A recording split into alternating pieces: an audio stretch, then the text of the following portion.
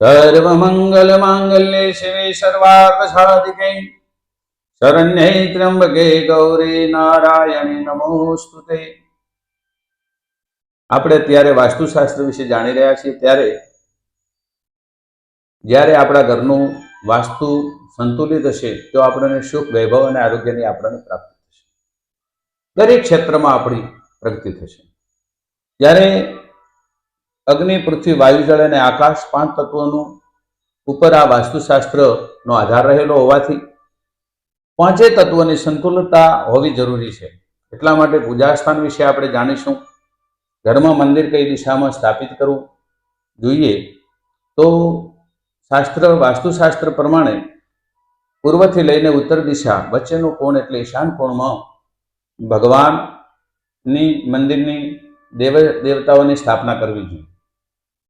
કેમ કે ઈશાન કોણમાં ભગવાન સાક્ષાત ઈશ્વર એટલે શિવ આવેલા છે। શિવનો વાસ હોવાથી ત્યાં પૂજા સ્થાન આપણે રોજ પ્રાર્થના કરવાથી, મંત્ર જપ કરવાથી, યજ્ઞ યાજ્ઞાદિ કરવાથી તો આપણા ઉપર ભગવાનની પૂર્ણ કૃપા ઉતરે છે, જેનાથી કોઈ પણ પ્રકારનો વાસ્તુ દોષ આપણા ઘરમાં લાગેલો હોય તો એ પણ દૂર થાય છે।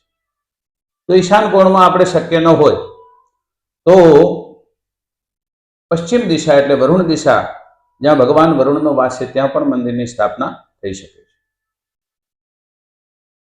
અને ફેક્ટરી હોય, ઓફિસ હોય કે દુકાન હોય વગેરે ધંધા વ્યવસાયમાં આપણે જ્યાં મંદિર રાખવાની ઈચ્છા હોય, જ્યાં ભગવાનની પૂજા કરવાની ઈચ્છા હોય તો કઈ દિશામાં રાખવી જોઈએ એના વિશે પણ આપણે થોડુંક આજે જાણીશું। તો આપણી દિશા ફેક્ટરી, ઓફિસ કે દુકાનની જે દિશામાં હોઈ શકે તો એમાં પણ ઈશાનમાં જ રાખવાથી આપણને ખૂબ દેવતાઓની કૃપા આપણા ઉપર ઉતરે છે।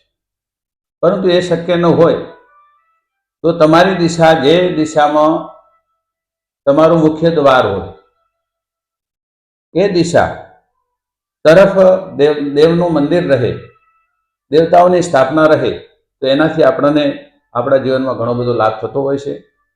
તેથી વાસ્તુશાસ્ત્ર મુજબ દેવસ્થાન સુદ્રઢ સંતુલિત દિશામાં એટલે ઈશાન કોણમાં જો હોય, વરુણ દિશા એટલે પશ્ચિમ દિશામાં જો હોય, યા તો આપણી દુકાન, ફેક્ટરી, ઓફિસની જે મુખ્ય દ્વારની દિશા હોય તેના તરફ દેવતાઓનું મુખ રાખવાથી આપણને જીવનમાં ઘણા બધા લાભોની પ્રાપ્તિ થતી હોય છે, ખૂબ ઉત્તરોત્તર પ્રગતિ થતી હોય છે। ધંધા વ્યવસાયના કાર્યક્ષેત્રમાં આપણને ઉન્નતિની પ્રાપ્તિ કરાવે છે અને ભગવાન આપણા ઉપર કૃપા કરે એવી પ્રાર્થના સાથે આજે પૂજા વિશે આપણે જાણ્યું। અને એવી મારી મંગલ કામના કે તમારું પૂજા સ્થાન સુસંતુલિત દિશામાં રાખવાથી દરેક પ્રકારના વાસ્તુ દોષોથી આપણે બચી શકાય છે એવી વાસ્તુ ભગવાનને પ્રાર્થના। ઓમ હર હર મહાદેવ હર।